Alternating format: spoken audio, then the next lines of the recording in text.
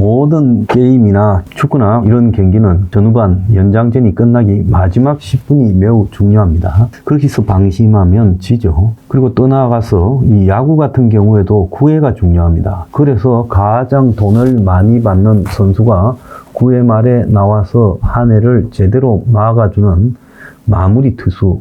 자, 그 마무리 투수가 돈을 엄청 받죠. 선발은 죽으라고 5회, 6회, 7회까지 던지는데 마무리는 한 회만 던지는데도 4대3, 5대3 이런 식으로 근소한 리드를 갖다가 하고 있는 팀이 9회에 가서 뒤집어지는 경우가 많아요. 그래서 마무리가 점수를 더 주지 않고 막으면 굉장히 칭찬을 받고 또 대우도 좋은 겁니다. 그래서 인생사가 다 그래요. 자, 우리가 이번에 계엄 때부터 시작된 탄핵이라는 사건이 지금 이 나라를 석 달 이상 뒤덮고 있어요. 그런데 이 사태에서 최종 마무리는 제가 봤을 때 윤통이 8일 구속 취소되고 난 9일부터 21일까지 근 2주가 안 되는 이 시간이 탄핵의 마무리 시간이었다고 봅니다. 우리가 이제 그렇게 생각했죠.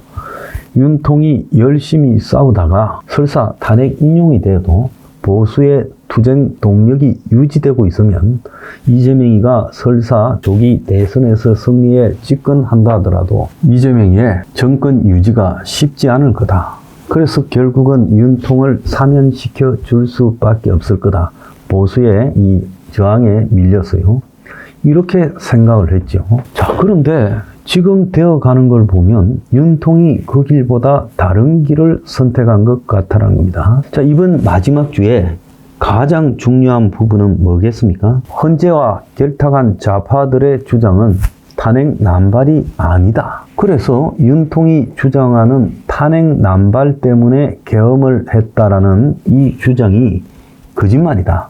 이거를 갖다가 지금 쌓고 있지요. 차곡차곡. 그래서 탄핵 빌드업이라고 제가 한국에서 가장 먼저 이름을 붙였습니다. 자, 그래서 헌재도 여기에 가세해서 지난주에 아까 말했듯이 탄핵 남발 아니다. 그래서 감사원장과 검사 3명에 대해서 탄핵한 부분은 정치적인 요소가 있다고 볼 수 있겠지만 그래도 야당이 할 수 있는 일을 한 것이다. 그리고 그 당사자들도 책임이 없는 게 아니지만 탄핵할 만큼 크지는 않아서 석방한다. 이래 됐죠. 자, 윤통한테 거꾸로 갖다 대면 야당이 탄핵을 남발해서 국정이 마비되어서 계엄을 했다고 하는데 야당이 계속 탄핵한 것은 윤통이 생각한 것처럼 탄핵 남발한 게 아니다.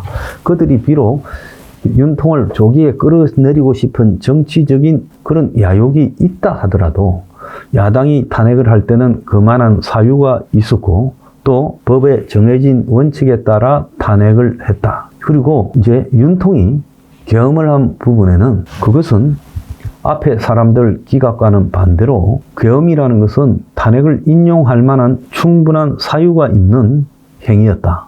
이렇게 해서 이제 끝내려고 하는 겁니다. 애초에요, 헌재와 민주당이 담합해서 내란이라는 이 복잡한 내용을 빼버렸을 때 계엄이라는 걸 가지고 아주 쉽게 탄핵을 인용하고자 그랬던 거죠. 여기에 반해서 보수가 가지고 있는 가장 큰 카드는 뭐였는가 하면 윤통 구속 취소로 인한 공수처의 절차적 하자, 윤통의 체포, 윤통의 구속영장에 하자, 그 구속영장 신청하는데 하자, 공수처가 윤통을 계엄죄로 즉 내란의 우두머니라고 수사할 자격이 있는 부분에 대한 하자, 이런 것들이 다 쌓여서 윤통이 구속 취소됐다는 겁니다. 그러면 명분상으로 계속 뒤져오던 윤통 쪽에서 한꺼번에 명분상에서 대등해질 수 있는 부분이 윤통의 구속 취소에 따른 공수처의 불법, 탈법, 월권, 그리고 절차적 하자였다.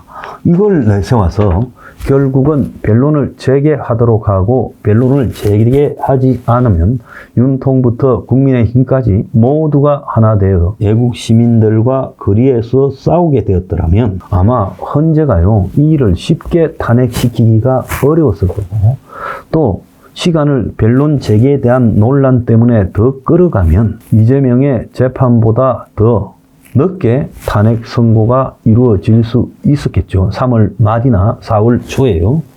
그러면 지금 이재명의 공직선거법 2심을 하는 판사도 이 사건을 바라볼 때 뭔가 자신의 부담을 들고 객관적으로 선고를 할 수 있었을 거다. 이래 봅니다. 그러면 설사 40여기가 들어와서 나는 40여기가 들어오기가 쉽지 않았을 거라고 봐요. 들어오면 더 지연되니까요. 그건 이재명이한테는 지옥이죠. 그래서 계속 헌재 8인 체제가 변론 재개에 대한 고민에 빠질 거고 또 더 나아가서 공수처의 조사 내용에 영향을 받아서 검찰이나 경찰에 가서 윤통에 불리한 진술을 했던 그런 군인 관계자들 또 정부 관계자들이 곽정근의 의도하지 않은 양심 고백 같은 민주당의 해유 협박에 대한 진실 이런 것까지 맞물려서 헌재가요 이걸 고민 안 하고 생판 없는 일로 그냥 밀어버리고 자기들 주장을 그냥 그대로 정해진 스케줄대로 발표한다? 그건 힘들었을 거라 봅니다. 그래서 적어도 몇 번의 변론 재개는 되었을 것이고 그러면서 헌재 안에서도 탄핵 인용으로 기울었던 보수 중도 재판관들이 발을 좀 빼는 계기도 되었을 거라고 보고 있어요. 그래서 막판에 지금 윤통 탄핵의 최대 변수는 공수처의 절차적 하자에 따른 문제들 그리고 저쪽에서는 헌재가 윤통이 주장하는 계엄의 사유로서 야당 탄핵 남발 아니다라는 주장이 대립할 건데 여기서 탄핵 남발 아니다라는 헌재의 주장이 공수처의 절차적 문제보다 더 심각하게 객관적으로 보여요.